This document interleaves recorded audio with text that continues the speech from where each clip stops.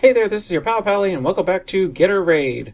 Warlords of Draenor beta testing continues on with some more heroic mode bosses. Who doesn't like a fight where flamethrowers are part of the primary mechanics? I mean, really. This is Brackenspore heroic beta guide in Highmaul. As always, encounters can change from the time beta is conducted until it is live. So yeah, flamethrowers. If you are a ranged DPS, you need to speak up and grab this thing. Not only is it fun to use to burn away the creeping moss in the encounter, which is supposed to be your job, it also gives you a sizable buff to your DPS. And really, honestly, who doesn't want to wield a flamethrower? Alright, back to mechanics, let's get going. So, as mentioned, there is a creeping moss that will cover the floor and creep all over the place. Besides doing damage to you if you stand in it, it also slows you significantly. Even worse, any enemy in this moss will be healed by 2% of their health every 2 seconds they stand in it. This includes the boss, so it's a huge deal to keep the moss clear from around the boss and important adds. Not to mention, the tanks should be aware of positioning and steer clear if a flamethrower isn't handling nearby moss. Speaking of tanks, there is a fairly nasty tank swap mechanic. Besides a small stacking dot called Rot, the biggie is called Necrotic Breath. This does some damage, but inflicts the tank with a 99% healing debuff.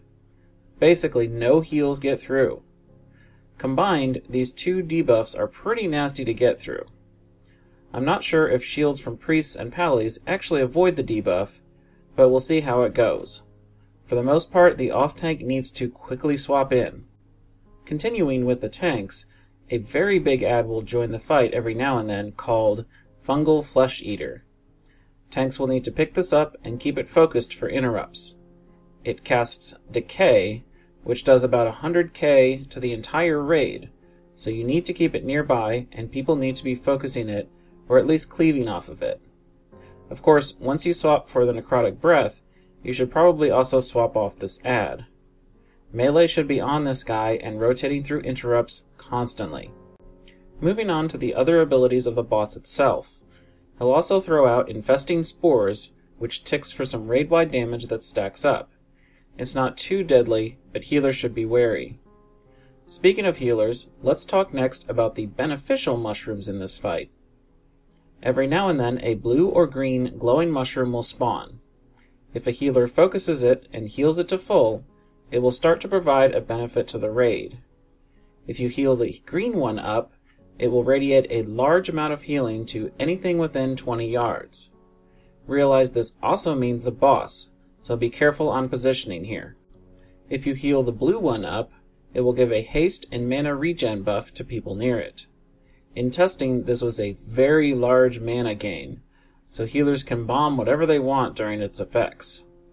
Eventually the mushrooms will start to decay, and you can keep it healed for a while, but eventually it will decay too fast and you'll need to move on to another one.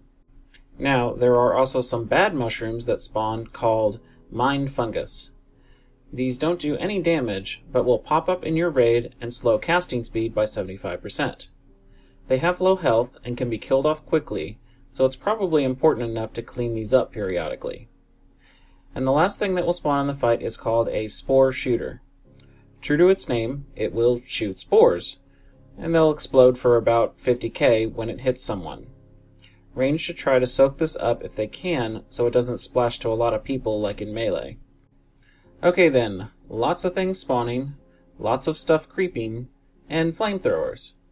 It's a bunch to sort out, but really it feels like this fight comes down to fast target switching by the entire raid and good flamethrower usage. Healers should try and get mushrooms healed up quickly, and the raid should stack near it for the haste or healing, but make sure to keep the adds and boss away from them. Whomever has flamethrower duty needs to keep the area around the boss super clear, or else risk the boss and adds healing to the creeping moss. Not to mention, it's good to use the flamethrower on cooldown to get the damage buff.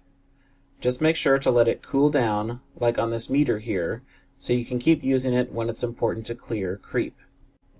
Melee needs to switch to the Flesh Eater to not only get it down fairly quickly, but to also keep the interrupts going hardcore. It's not too bad if you miss one every now and then, but save your healers some pain and such. Ranged needs to swap quickly to Mind Fungus and Spore Shooters. Spore Shooters especially can spawn way across the room, and it can be a pain to get to sometimes. And of course, tanks need to switch quickly for Necrotic Breath so they can survive. Oh yeah, and make sure that only one tank gets hit with the breath, otherwise it's going to be a bad time with two 99% healing debuffs on both tanks. So really, there isn't a bunch of strategy to talk about here.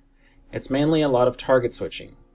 Certainly you should try and keep the boss and flesh eaters away from the moss, and try to get ranged and healers near the beneficial mushrooms if possible. I saw many groups moving the boss back and forth away from the shore in order to be nearer to the mushrooms, but that's probably too much hassle to worry about. Just get to your right targets and this should go down decently. That's about all for this guide on Brackenspore. Tanks, pick up flesh eaters, take the necrotic breath solo, and then swap off for each breath.